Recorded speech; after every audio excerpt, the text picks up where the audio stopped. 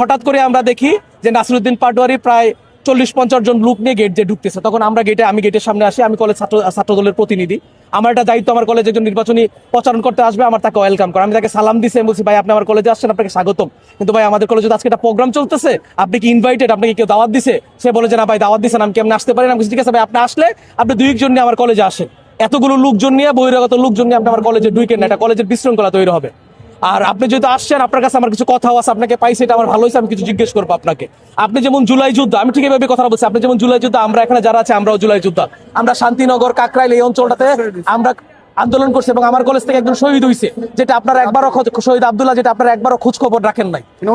তখন আমি আপনাকে বললাম যে আমার কলেজের এত কিছু, মানে আমাদের কলেজে যারা ছাত্রছাত্রী আছে অসহায় দরিদ্র, তাদের ফর্ম ফিল আপ থেকে শুরু করে এবং ভর্তির সবগুলো বিষয় জননেতা জনাব মির্জা আব্বাস বিভিন্ন সময় থেকে সহায়তা করে থাকেন।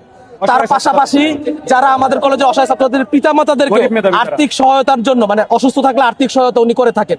তা আপনি আমাদের একজন পছন্দনীয় একজন ব্যক্তিকে আপনি গতকালকে গ্যাংস্টার বললেন, এই গ্যাংস্টার বলার কারণটা কি ভাই আমি জানতে পারি? ওনাকে কি হিসাবে আপনার মনে হলো গ্যাংস্টার?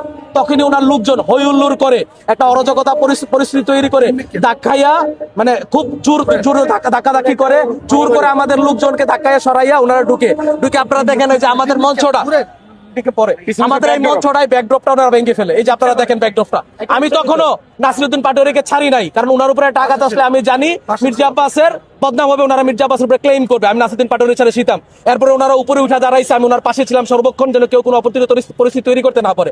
এর মধ্যে ওনার পরিকল্পিত লোকজন, ওনার সাথে যারা ছিল, তাদের থেকে ওনারা ডিম মারাইছে। এই যে দেখেন আমার শার্টটা থেকে বড়াই ফেলছে ডিম মেরে, এই যে 4 জন আহত,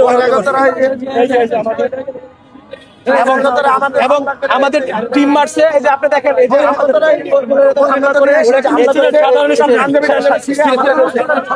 দেখেন এই যে ডিম মারা, দেখেন এই কপাল টপাল এগুলো ইয়ে করে ফেলছে।